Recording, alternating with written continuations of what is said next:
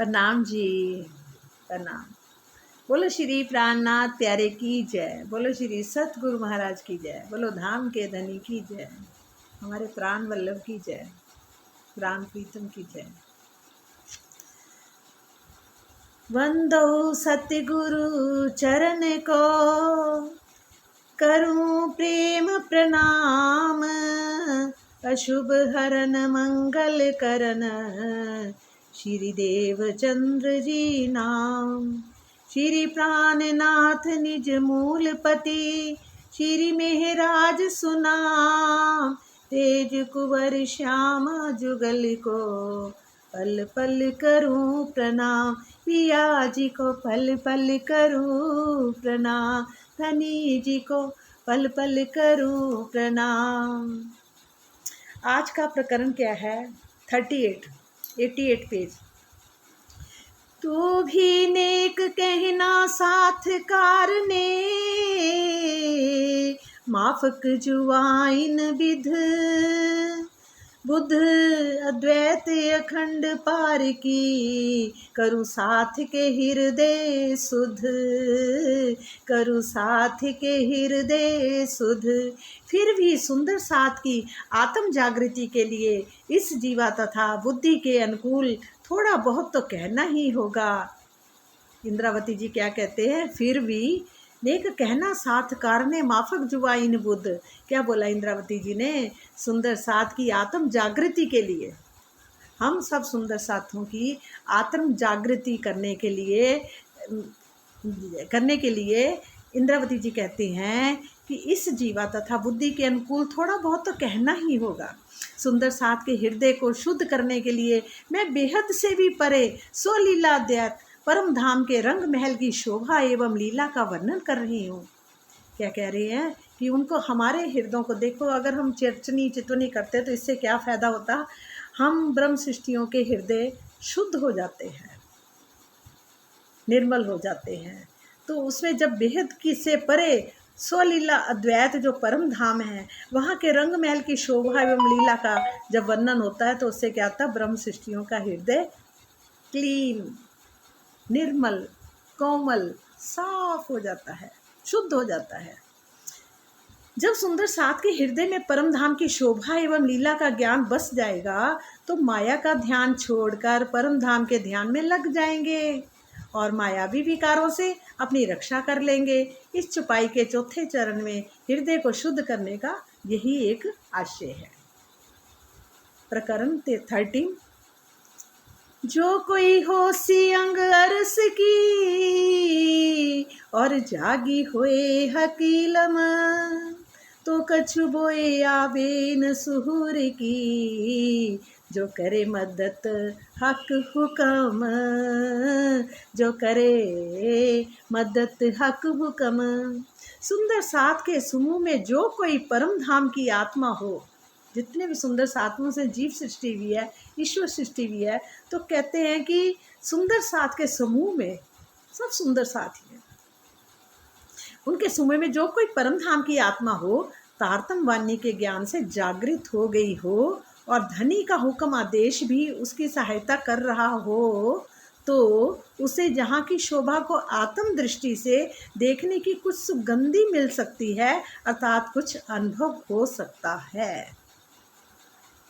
ये बात बहुत गहरी बात है कि जो सुंदर साथ का समूह है, चाहे उस जीव सृष्टि भी है बीच में और ईश्वर सृष्टि भी है, ब्रह्म सृष्टि भी है, उन सब में जो परम धाम की आत्म है, जब ये चर्चा सुनेगी, ज्ञान सुनेगी, तो क्या होता है? तो धनी का हुक्म जो आदेश भी है ना, वो उसकी सहायता कर रहा होता है, वो हमें जागृत कर रहा होता है, हमें दिखाने की कोशिश कर रहा होता है, हमें समझाते हैं, जगाते हैं।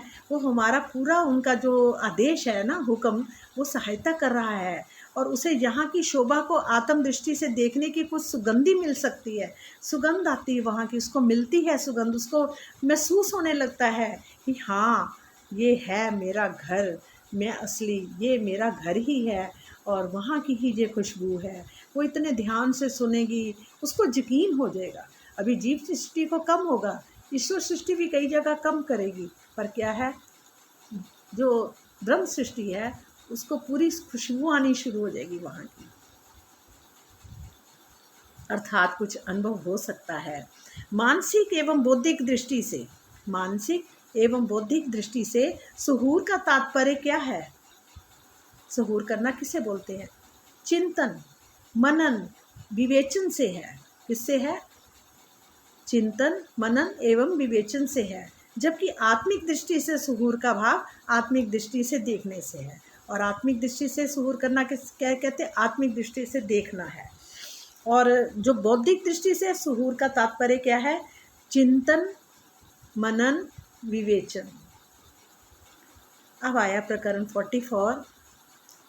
देखा महमत मोमिनो जागते, जो हकील में दिए जगाए, करे सो बातें हक अर्स की, तू पी इश्क तीनों पिलाए, तू पी इश्क तीनों पिलाए। देखो महामत मोमिनो जागते, जो हक इल्म दिए जगाए। श्री महामती जी कहते हैं कि हे साथ जी, यदि आप धाम धनी के तारतम वाणी से जागृत हो गए हो, यदि आप तारतम वाणी हम ही धाम धनी जो हमारे प्रीतम है उनकी तारतम वाणी से जागृत हो गए हो, तो अपने हृदय में प्रेम भरकर, अपने हृदय में प्रेम भरकर अपने प्रीतम को और अपने परम धाम को अवश्य देखिए। क्या कहते हैं महामती जी कि यदि आप धाम धनी की तारतम वाणी के से जागृत हो गए हो, तो अपने हृदय में क्या करो? प्रेम भरकर अपने प्रीतम को और अपने परम धाम को अवश्य देखिए। जब आप केवल धाम धनी और परम धाम की ही बातें करें, अब हमें क्या करनी चाहिए? केवल धाम धनी की और परम धाम की ही बातें करें, संसार की नहीं। हे मेरी आत्मा, तू अपने प्राण वल्लभ की प्रेम में ही अमृत धारा का पान कर। हे मेरी आत्मा, तू अपने प्राण वल्लभ और प्रेम में ही अमृत धारा का पान कर, और ज्ञान दृष्टि से जागृत हुए सुंदर साथ को भी प्रेम का रसास्वादन करा। ये उनका ही हुक्म है सचमुच। ये जो अगर ये वीडियो बनाने का जो सुख मिल रहा है और राज्य की आवाज़ को दूसरों तक पहुंचाने का सुख मिल रहा है, ये राज्य की ही मेहर है। वो जो चाहते हैं कि औरों को भी पिला, तू पी और औरों को भी पिला। देखो, ये हम सोचे हम कुछ कर रहे हैं, हम कुछ नहीं कर रहे। ये हमारे प्रीतम ही करवाने वाले हैं। वो ही अपना राज रस सबको पिला रहे हैं। कहते राज रस बरस रहा आज मोरे आंगन में। ये प्रीतम की वाणी बार बार हमें पुकार कर अपनी ओर खींच रही है। मेरी रूहो आओ, अपने घर परम धाम का दर्शन करो। वो दर्शन कराना चाहती है। वो पुकार कर कह रहे हैं, हमारे प्रीतम, हमारे राज्य पुकार कर कह रहे हैं, हे मेरी आत्मा, तू अपने प्राण वल्लभ की प्रेम में अमृत धारा का पान कर, और ज्ञान दृष्टि से जागृत हुए सुंदर साथ को भी प्रेम का रसास्वादन करा। वाह मेरे प्रीतम, कितनी अच्छी बात आपने बोली है। अब आया सागर की है, प्रकरण 1 है, उसकी चौपाई नंबर 2 है। 64 थंब चबूतरा, दरवाजे तखत बरनन, रूमो मिन होए सो देखियो, करके दिल रोशन, करके दिल रोशन। 64 थंब चबूतरा। 64 थंब कहाँ आता है बताओ सखियो? ये हमारा मूल मिलावे के 64 थंब है तो और भी बहुत गोल हवेलियाँ तो बहुत हैं सारी, हर दिशा में, मतलब हर भूमों में है। पर क्या है, यहाँ क्या आ रहा है? मूल मिलावे में बताया गया। मूल मिलावे में कमर भर ऊंचा चबूतरा है, जिसके किनारे पर कितने थंब है? 64 स्तंभों की शोभा आई है। और चबूतरे के मध्य में क्या है? सिंहासन है तथा मंदिरों के दरवाजे सुशोभित हैं। जो भी ब्रह्म सृष्टि हो वो तारतम वाणी से अपने दिल में ज्ञान का उजाला करे और प्रेम भरकर ध्यान चितवनी द्वारा वहाँ की शोभा का दीदार करे। रंग महल की प्रथम भूमिका मंजिल में 4 चौरस हवेलियों को पार करने के पश्चात 5वीं हवेली गोलाकार आती है, जिसे मूल मिलावा कहते हैं। इस हवेली में 60 मंदिरों की एक हार तथा 64 थंबों की 3 हारें आई हैं। पहले तो 60 मंदिरों की हार है, ठीक है, और उसके बाद क्या आता है, 64 थंबों की हार आती है। 64 थंबों की 3 हारें आती हैं। 3 हारें कहाँ आती हैं? पहले तो जो मंदिर हैं उनके पहले मंदिरों के बाहर एक आती है 64 थंबों की हार, ठीक है, बाहर गोल चलती है। उसके बाद मंदिरों की हार है, फिर उसके भीतर एक 64 थंबों की हार आती है। फिर उसके ऊपर जो चबूतरा है ना, चबूतरे के चारों तरफ 64 थंबों की हार आती है। तीन तीन हारें आई हैं। इस हवेली में दरवाजे शोभान है, सुंदर, अति सुंदर दरवाजे शोभायमान है। चबूतरे के मध्य में क्या है? तखत सिंहासन, जिस पर जुगल स्वरूप विराजमान है। कैसे? वहाँ पर चारों तरफ क्या आता है? वहाँ गलीचा बिछा हुआ है और 1000 पंखड़ियों का फूल है। उसके ऊपर हमारे राज श्यामा जी का सिंहासन लगा हुआ है। राज श्यामा जी उसमें विराजमान हैं। नूरी 2 चौकियाँ हैं और 6 पाए हैं और ऊपर 6 डांडे जो 10 पहल जैसे आते हैं उनके डांडों के, और उसमें तरह तरह की चित्रकारी है। 10 रंगों के हैं वो, और उसके अंदर राज श्यामा जी हमारे बैठे हुए हैं, विराजमान हैं। और एक गादी, एक दो गादी, एक चाक नहीं, एक गादी चाक 2 चाकले, एक गादी 2 चाकले हैं और 5 तकिए हैं। एक 2 तो कॉर्नर में हैं, एक बीच में है, 2 बैक में है, 5 तकिए हैं। वो भी नूर से भरे हुए। हमारे प्रीतम की शोभा देखने वाली है, उनका श्रृंगार देखने वाला है। कितना सुंदर श्रृंगार है। उसके ऊपर 2 छतरियाँ हैं, उसके ऊपर 8 कलश आते हैं। 6 कलश तो 2 तो साइडों में, 2 बीच में, और जो 2 बीच में गुम्मट से ऐसे बने हुए हैं, छत्र से बने गुम्मट बने हुए, उनके ऊपर दोनों तरफ 2-2 आते हैं। छत्रों के छत्र जो है ना, उनके ऊपर 2 गुम्मट से हैं, उनके ऊपर आते हैं। मतलब वहाँ का वर्णन राज्य की मेहर ही, राज्य के मुख से ही राजी बोल सकते हैं। ये वर्णन भी वही कर रहे हैं हमारे प्रीतम।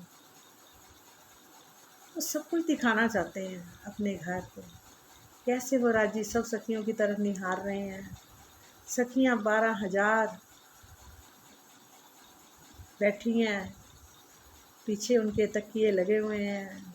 तकियों पर साइड में चारों तरफ अनार के दानों की तरह चिपक चिपक के बैठी हैं आपस में,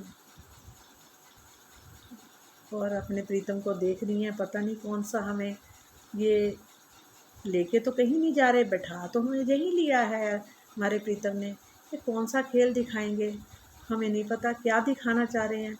वो कह रहे हैं कि तुम मुझे भूल जाओगी, अलस्तो बेरब कुंभ, तुम मुझे भूल जाओगी। हम कहते हैं प्रीतम, क्या हम आपको भी भूल सकते हैं क्या? नहीं प्रीतम, हम आपको नहीं भूल सकते, कभी हो ही नहीं सकता हम आपको भूल जाएं।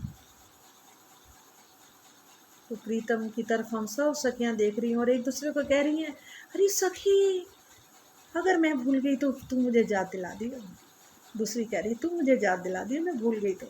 पर ऐसा हो तो नहीं सकता, हम अपने प्रीतम को कैसे भूल सकते हैं? फिर कहते हैं, ये कैसा खेल है जिसे हमारे प्रीतम कह रहे तुम हमें भूल जाओगे? ऐसा तो हो नहीं सकता। देखो सचमुच ही हम सब सखियां भूल गई यहाँ आके, हम इस माया में डूब गई। ऐसी नज़रें जहाँ आई हैं वहाँ की। भूल गए।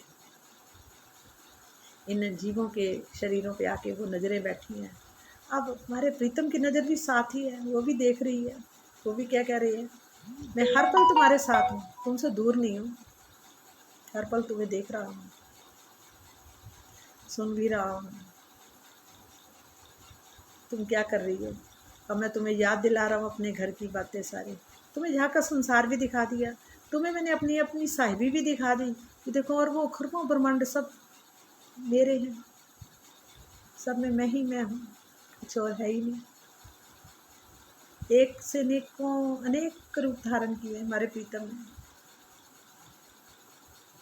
अंश तो वही चलता आ रहा है, किरण तो वही चलती आ रही है, आगे आगे आगे बढ़ बढ़ के जैसे पेड़ अनेकों पेड़ हो जाते हैं, ऐसे अनेकों और वो खरबों, एक आम का पेड़ हो तो अनेकों पेड़ हो जाते हैं, वही चीज़ है हमारे साथ में। अनेकों अरबों खरबों पेड़ बन गए, अनेकों अरबों खरबों ब्रह्मांड बन गए, और सब आपके हुक्म से। अपने सत्ता, अपने स्वरूप अक्षर ब्रह्म को, अपने जो दूसरा स्वरूप है उसको सत्ता का स्वरूप बना के, उनके मन की क्रिएशन ही है सारी, सब मन की क्रिएशन है, चारों तरफ हो रही। आदि नारायण का सपने कैसे सारे संसार इतने बना दिए। अब इस संसार में हम अपनी दृष्टि को लाए हैं और हमारे ऊपर मेहर करके हमें अब अपने घर की याद दिला रहे हैं। आओ सखियों, उस मूल मिलावे में चलें जहाँ पे हम बैठे हैं। अपनी नज़र, आंखें बंद करो, सीधे ही मूल मिलावे में चले जाओ, बस सबसे शॉर्टकट। हमारे प्रीतम जहाँ बैठे हैं और हम बैठे हैं, उनके नज़रों से नज़रें मिली हैं, अब नज़रों से नज़रें मिलाते जाएं, उनके चरणों का